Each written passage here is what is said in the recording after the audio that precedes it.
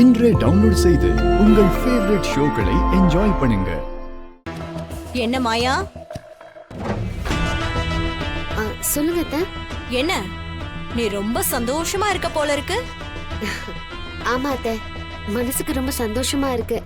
எனக்காக நீங்க பரிகாரம் எல்லாம் பண்ணிருக்கீங்க. சந்தோஷம் இல்லாம இருக்குமா? இருக்கும் இருக்கும். ஏன்னா என் வயிறு எரிஞ்சிட்டு இருக்கல, உனக்கு சந்தோஷமா தான் இருக்கும். இங்க பாரு, ஜோசியர் சொன்னதுக்காக மட்டும்தான் நான் இந்த பரிகாரம் எல்லாத்தையும் பண்ணேன். மத்தபடி உனக்கு வாரிசு வரணுங்கிறதுக்காக நான் எந்த பரிகாரமும் பண்ணல. நான் அந்த மாதிரி ஆளும் கிடையாது. இங்க பாரு, ஒரு விஷயத்த மட்டும் நல்லா உன் மனசுல ஏத்தி வச்சுக்கோ.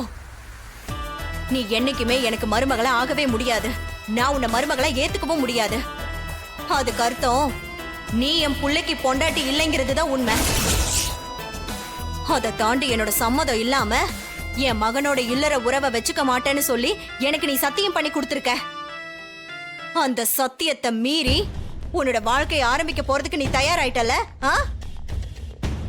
யோசிச்சுக்கோ, நல்லா யோசிச்சுக்கோ. மனுஷங்களுக்கு வார்த்தை தான் முக்கியம்.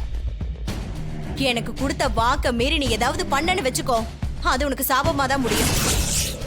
நீ எனக்கு பண்ணி கொடுத்த சத்தியத்தை ஒரு நாளும் மறந்துடாத, புரியுதா?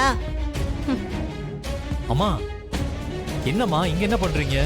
வீட்ல எல்லாரும் வேலை பார்த்துட்டு இருக்காங்க. இல்லப்பா, சும்மா உன் பொண்டாட்டி கிட்ட பேசிட்டு இருந்தேன்ப்பா. அப்படி என்ன பேசுனீங்க? அத அவகிட்டயே கேளு. இப்பெல்லாம் எல்லாத்தையுமே நீ அவகிட்ட தானே கேப்ப.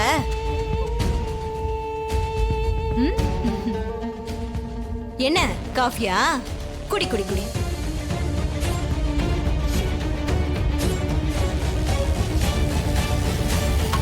மாயா, நீ ஏன் டல்லா இருக்க? இன்னைக்கு நமக்கு ஃபர்ஸ்ட் நைட். பார்க்க நல்லாவே இல்லை. சீனு, என்ன மன்னிச்சிரு சீனு. எனக்கு இதெல்லாம் வேண்டான்னு தோணுது. இன்னைக்கு சாந்தி முகூர்த்தம் நடக்கிறதுல எனக்கு விருப்பமே இல்லை. சாரி சீனு. நீ அம்மா கூட பேசிட்டு இருந்த, அவங்க ஏதாவது சொல்லியிருப்பாங்கன்னு நினைக்கிறேன்.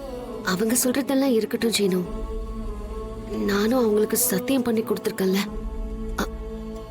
நமக்கு இன்னைக்கு இது நடக்க வேண்டாம், அப்புறம் பாத்துக்கலாம்.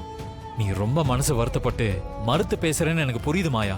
நான் இதை பத்தி உங்ககிட்ட பேசல. யாருகிட்ட பேசணும்னு எனக்கு தெரியும். நான் பேசி சரி பண்றேன்.